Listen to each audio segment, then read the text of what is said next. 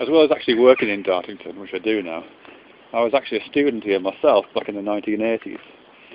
And when I was studying here, there was a tutor here called Mary Fulkerson, who was a dancer and choreographer. And she was great, actually, Mary. I haven't seen her for years, but she was fantastic. And one of the I don't have any kind of dance background and movement background at all, but it was great to have those kind of classes, really. And one of the bases of the things that she used to teach, coming out of kind of new dance movement, was this thing called, well, there's a number of things actually. I suppose the thing I'm most interested in just talking about right now is to do with what she called center line, which was basically an alignment strategy, a very simple set of exercises for developing alignment with a physical bodily alignment, with a view to using just the kind of somatics of the body and this notion of alignment as a starting point for a kind of choreographic practice, movement practice.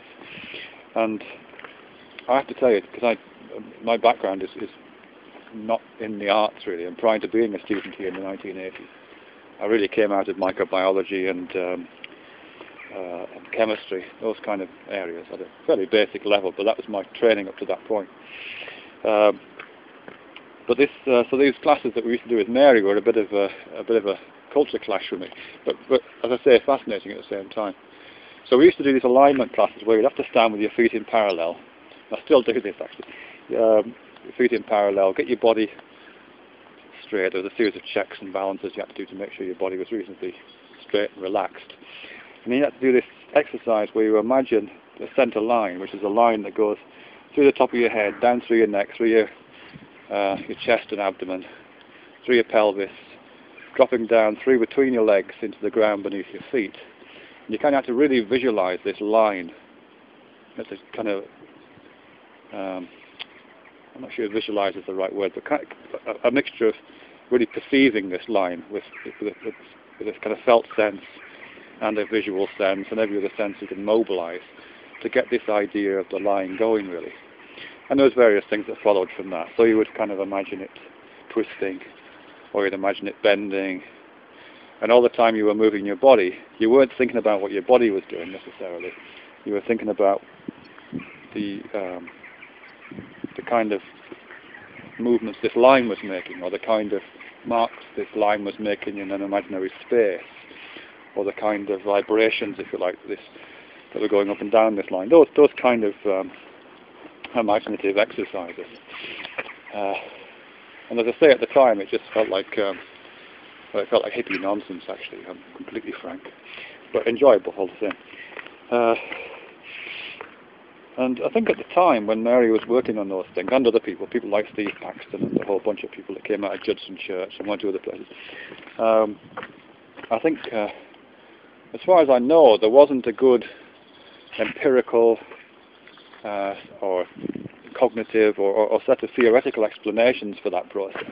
I think it was just developed, as far as I know, kind of intuitively, just working from the experience of dance practitioners and what it felt like, and adopting certain sort of philosophical relationships to technique, avoiding certain kinds of artificial techniques in favour of the development of techniques based on the kind of something to do with the body in a more intimate way, in a more healthy way, I think, probably also. So where am I going with that? Okay, so although that practice probably didn't develop out of or alongside a carefully articulated set of analytical understandings of why it was like that and why it worked, I think in some ways there are more recent developments which give a kind of underpinning to that, or could at least give some kind of account of what's going on with that. I mean, certainly some of the stuff that I've been interested in recently is to do with the relationship between image schema and physical schema. An image schema is a kind of a kind of collection of metaphorical understandings, whereby we as embodied cognitive human beings come to understand complex concepts by rendering them as as kind of images, which might have movement, in which case it would be kinaesthetic image schemas.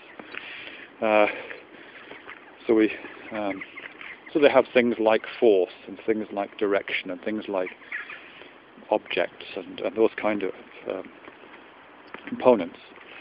And then physical schema, and physical schema are patterns of movement, patterns of behavior that become kind of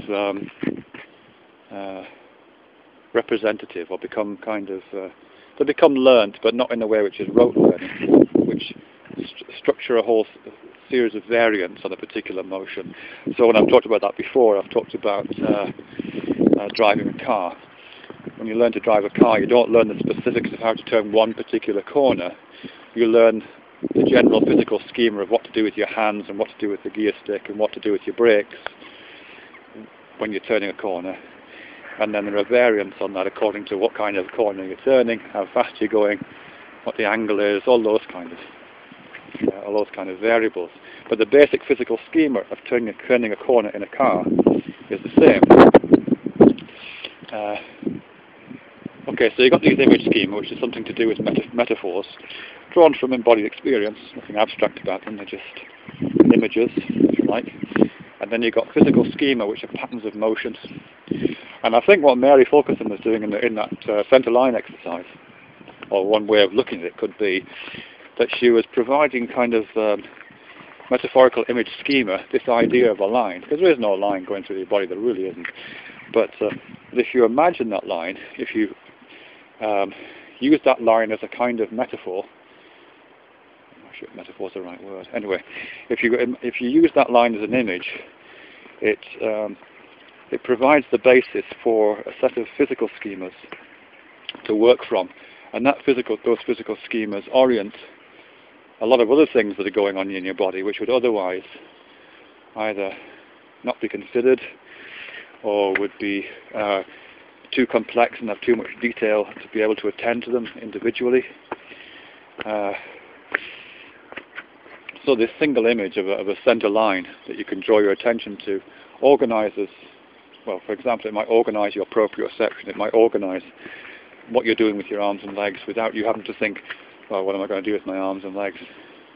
Or it might organize the angle at which you hold your head, or it might organize where you put your weight at a particular moment, and takes all of that cognitive load off you and places it in the realm of the automatic or the non-conscious through the application of this metaphorical schema.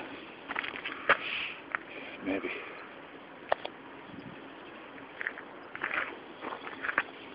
Behind me is the tilt yard. This is I'm still in Dartington. It was these gardens were built, I don't know, early part of the 20th century. But this particular tilt yard is modelled on a medieval jousting lawn. It isn't a real jousting lawn, of course, but I think it's supposed to look a bit like one, where you kind of imagined, you're kind of invited to imagine knights in armour cantering backwards and forwards with lances going at one another, whilst ladies with long pointy hats sit on these banks.